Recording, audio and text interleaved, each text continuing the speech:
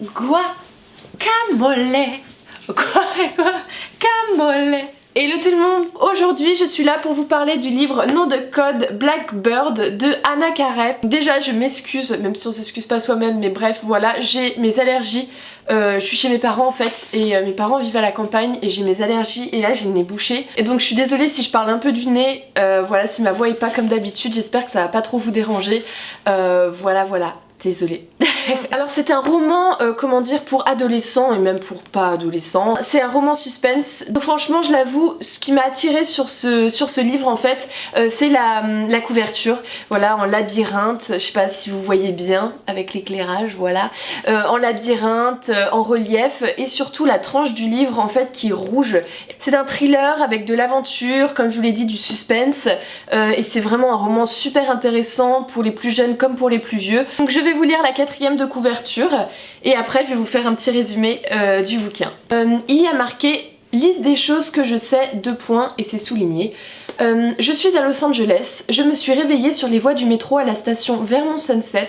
Je suis une fille et j'ai de longs cheveux noirs, j'ai un oiseau et un code entre parenthèses FNV02198 tatoué sur le poignet droit. Je suis en fuite, des gens essaient de me tuer. Et quand j'ai lu ça, je me suis dit ce livre a l'air grave palpitant, vraiment intéressant, etc. Je vais vous faire un petit résumé rapide de ce bouquin. Donc en fait c'est une fille qui se réveille sur les rails du métro, voilà, t'as le métro qui arrive, enfin bref c'est un peu l'angoisse, elle sait pas du tout qui elle est, etc.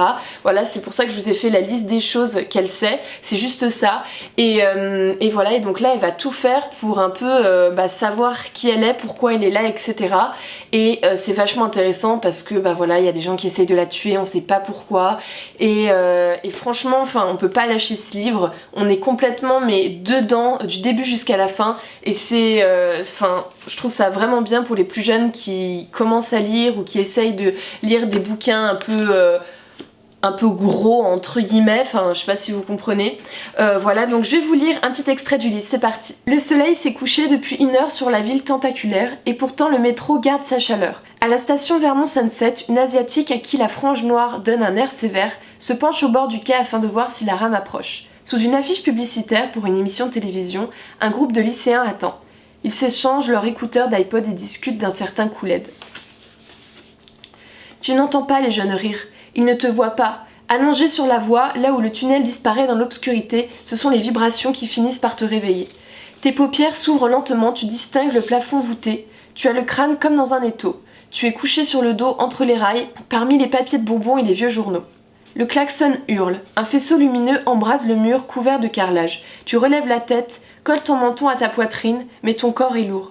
Tu ne sens pas tes jambes et tu peines à faire pivoter tes hanches, à bouger tout court. Malgré tes efforts pour te glisser dans l'espace étroit, tu retombes en arrière, épuisé. Soudain, le métro débouche du tunnel et t'inonde de lumière. Le conducteur t'a vu, les crissements des freins se font plus aigus, plus stridents, mais il est trop tard. Tu le comprends au moment où vos regards se croisent, la machine te fonce dessus à toute vitesse, tu n'as qu'une solution, tu te rallonges les bras croisés. Donc voilà, c'était un petit extrait, en fait c'est la première page du livre et je trouve ça, enfin je sais pas, moi personnellement ça me donne envie de lire la suite, on sait pas trop ce qui va se passer, surtout si elle va, si le métro va l'écraser ou pas. J'adore ce livre parce qu'il est conjugué à la 2e personne du singulier et en fait c'est toi, c'est pas un personnage. Par exemple voilà, tu relèves la tête, colles ton menton à ta poitrine mais ton corps est lourd, c'est en fait... c'est notre histoire un peu et on se met tout de suite dans la peau du personnage parce que c'est un peu nous et je trouve ça vraiment bien. Et moi personnellement ce livre je l'ai fini mais en même pas 2 jours j'ai fini de le lire. Et voilà, cette vidéo est terminée, j'espère vraiment que ça vous a plu. N'hésitez pas à checker la barre d'infos, je le dis à chaque fois, mais voilà, pour retrouver la biographie de l'auteur et pour acheter le livre. Je vous fais plein d'énormes bisous et je vous dis à bientôt dans une prochaine vidéo. Bye.